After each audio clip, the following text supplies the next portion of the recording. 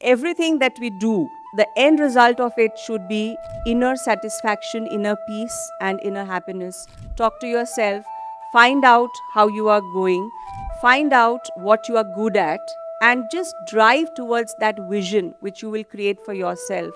Our Vedic mantras have got tremendous power, and I have seen that power, that vibrational energy in my school when we collectively chant the Vedic mantras.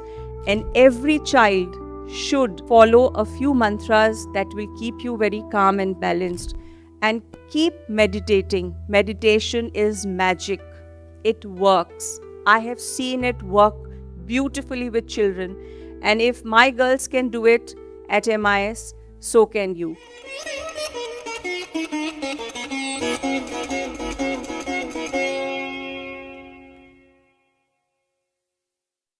Mussoorie International School, located in the pristine hills of Mussoorie in India. Since 1984, this school has been home to many girls from over 27 countries. It has enriched their lives with traditional values as well as with modern outlook. This cultural heritage of the former and the technological and the creative advances of the later. Today, we are fortunate to have with us Mrs. Shalu Babbar, Principal, Mussoorie International School. So, welcome, ma'am. Namaste. Thank you, ma'am.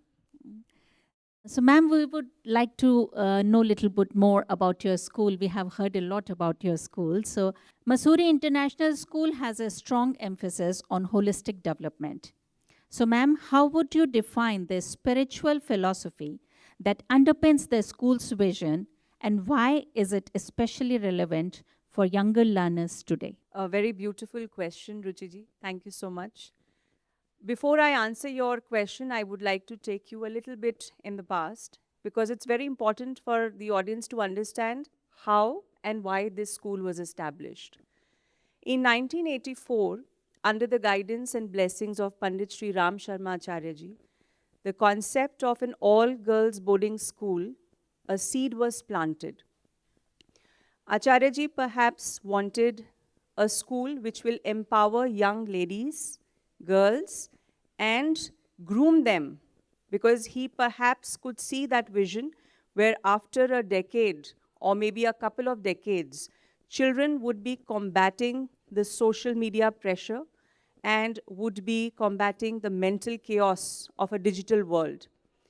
He wanted the girls to be empowered with the knowledge of the entire globe, whereas he also encouraged all the facilitators and the guardians of the school to ensure that the girls are anchored, rooted into the very deep Indian culture and heritage.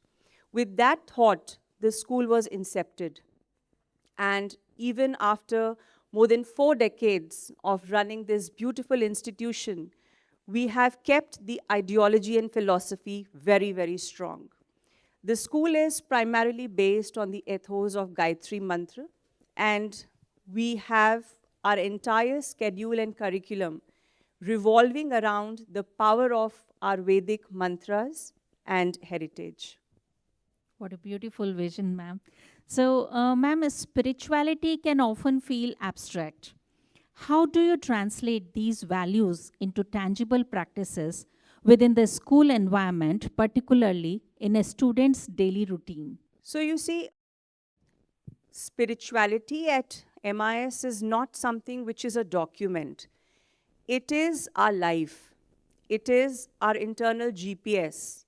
It is the guiding philosophy which helps us keep everything in action. So you would see spirituality in action, whether it is the morning conditioning to morning Vedic chanting, to our classrooms, to our weekly havans, to everything that the children do, they live spirituality. From morning, when we wake up children, we start with Deep Prajwalan, Vedic chanting. We want their biological clock to align with nature. And the moment they wake up and enter into a schedule, everything that revolves around their daily actions keeps them very well balanced. We encourage them to introspect through different activities.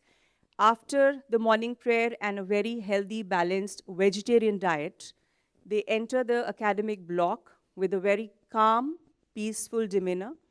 They interact with open mind with their facilitators and gurus. Throughout the day, whatever they learn, they are not just learning to pass an exam. They are learning to lead a life which has a meaning, which has a purpose. More than anything, at MIS, we encourage children to be good human beings, because ultimately, no matter how advanced we go in the AI world, we are humans. And AI can replace everything, but not the human spirit. And that is something which we encourage children to perform. When they go out in the morning, they also do a lot of deep breathing, pranayam, yoga, meditation.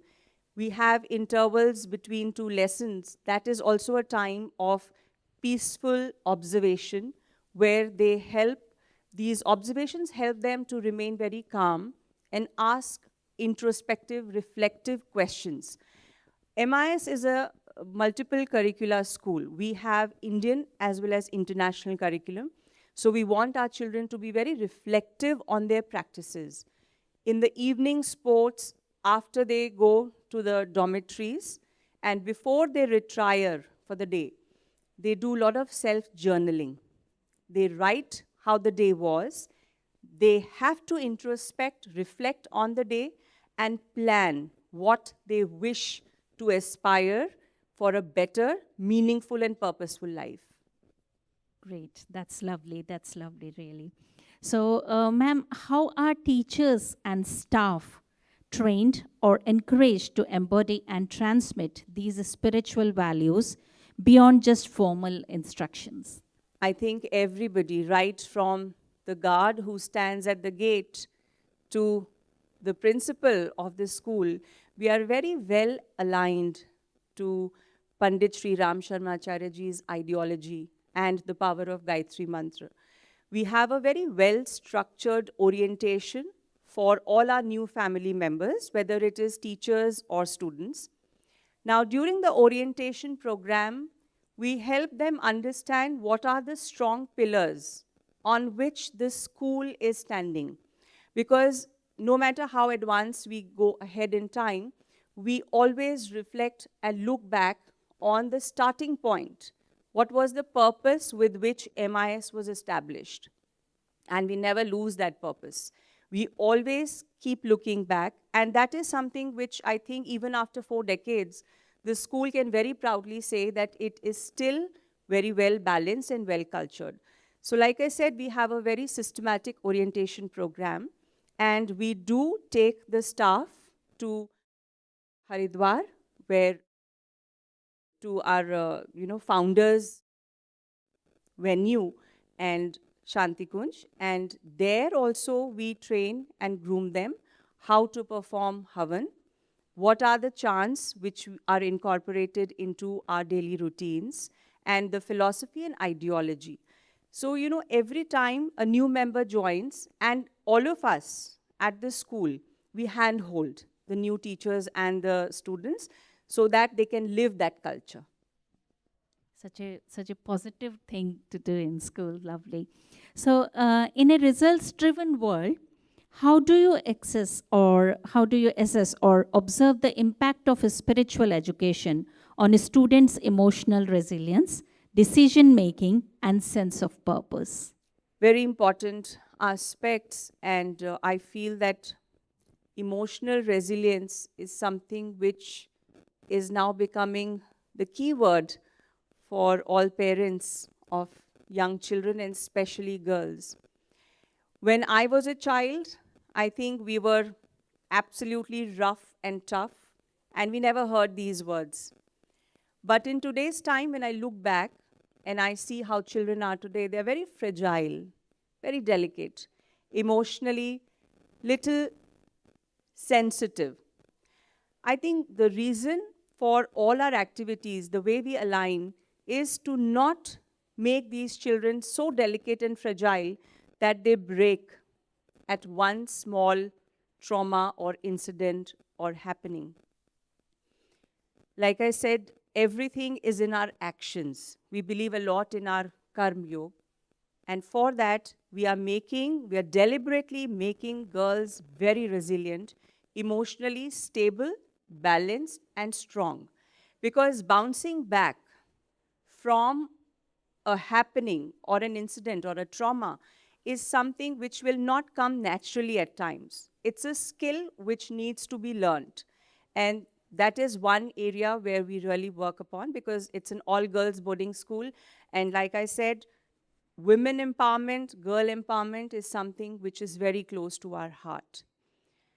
While we look at our curriculum as a passport to get into big universities and colleges and whatever the girls wish to acquire and achieve in life, we also want them to understand the anchor which is going to give them a stability. Because nowadays, it's very common that children will go abroad, they will study, they should. They should travel, they should see the world, they should explore. But at the same time, they should know where home is. And for that, this anchor is very important. So we not only make them emotionally resilient, we also encourage them to find the purpose of their life, the purpose why they are at MIS, and to find and place that anchor.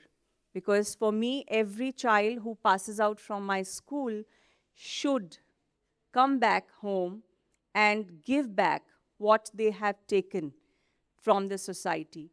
We encourage children to experiment.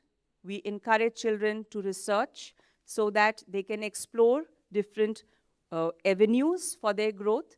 But at the same time, I encourage them to collaborate with the community and give back. So we do a lot of community outreach programs, and children delve deep into areas where they can contribute.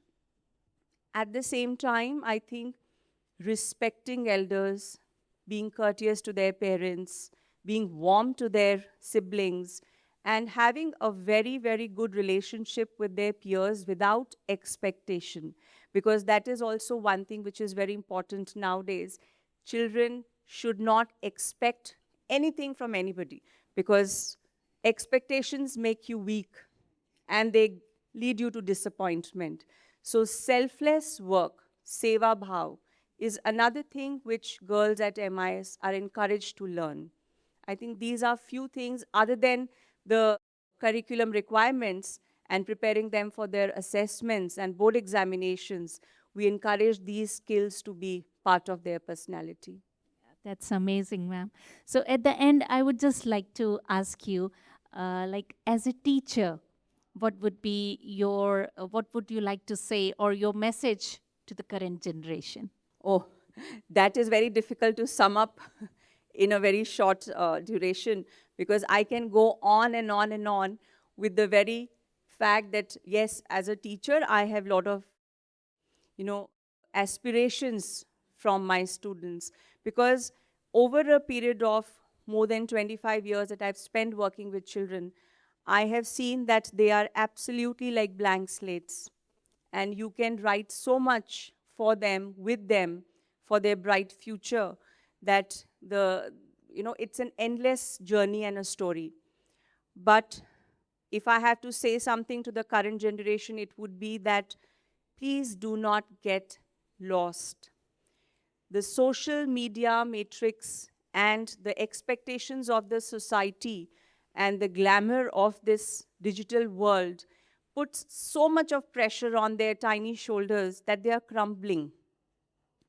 And I feel very saddened to see the pressure and weight which is making them so, they are crumbling down that weight.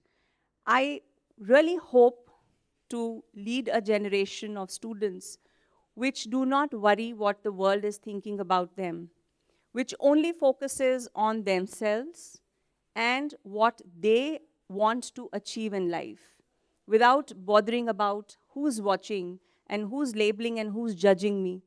That should not be the criteria. You should feel very happy and satisfied with what you are becoming. Keep your benchmarks very simple, and I think you are your best benchmark. Keep on working towards your own improvement rather than doing things for somebody else. Like I said in the previous question also, that children should come back to the anchor, which is home, which is Bharat, which is India. And I want our generation, because India is a land with maximum percentage of youth population. This young population is the one which is going to drive this world. And right now, today, in fact, since COVID till date, the world is looking at India for innovations, for growth, for every and any kind of work. So these are good pointers, and these are indicators that we are doing extremely well. And this is the time children should feel absolutely proud of their heritage, their culture, and they should feel very proud of being an Indian. And work for your country, make your country proud, make your parents proud, and lead a very healthy and happy life. I think everything that we do, the end result of it should be inner satisfaction, inner peace, and inner happiness. Talk to yourself, find out how you are going, find out what you are good at, and just drive towards that vision which you will create for yourself without getting glamoured by what is expected of the societal demands of today. That is something, if they can do and achieve this, they'll be extremely happy. And happy students and a happy generation is what, at the moment, we can really look forward to. That's great. Thank you so much. Thank you so much, Shaluji, for giving us time and telling us about your school.